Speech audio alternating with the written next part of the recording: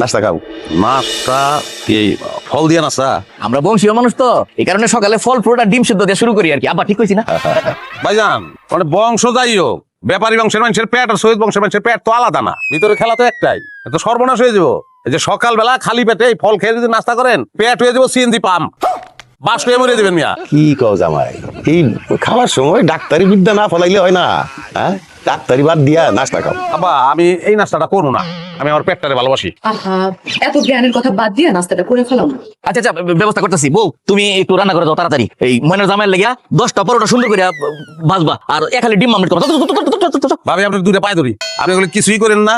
আমি এটি খাওয়ার মাল না, আমি দোকানে যাবো, আমি সিম্পল কিছু খাই নেবো, এগুলো আমি নাই। আর ভাইজান, আরে জামাই গাড়ি কই যাও? আসসালামু আলাইকুম দুলা ভাই, কেমন আছেন? কবে আইছেন? আইসি তো গতকালকা, ভালো আছে। তুমি চাই রয়েছে গেলে গা করে ভাই আপনি সদর ভাই জামাই না? কি লেগা তা আপনি এক কাপ চা চাইতে আছেন কে? আপনার কমসে কম 10টা খাইবেন। আমি কি রাবণ? 10টা মুখ আমার, 10 ফুটা দিয়ে চা ঢুকাম আমি। তোর যেটা কইছে রে, এক কাপ চা দে আর রুটি মুটি পারলে কিছু দে, সকাল থেকে খাই নাই কিছু আমি। আল্লাহ ভাই, আপনি এই বাড়ি জামাই একটা রুটি আর একটা চা খাইবেন? থামেন তো, আমি আপনারে একখানা গলাই দিতেছি, কয়েকটা রুটি দিতেছি আর 1 কেজি মুড়ি দিতেছি। খাইয়ে একেবারে টাড়ি লাগায় থাকবেন, আর দেখবেন দুপুরের আগে খিদা লাগবে না। আর খাওয়া শেষে আপনি 10 কাপ চা, না 10 কাপ না 5 কাপ দিতেছি। আচ্ছা তো ওই গেলাম কি বাংলাদেশে বাইরে, কে দুলা ভাই? এটা তো রাক্ষস পুরুষ রে, তোর তো সবাই একরকম। ওই তো চা লাগবে না।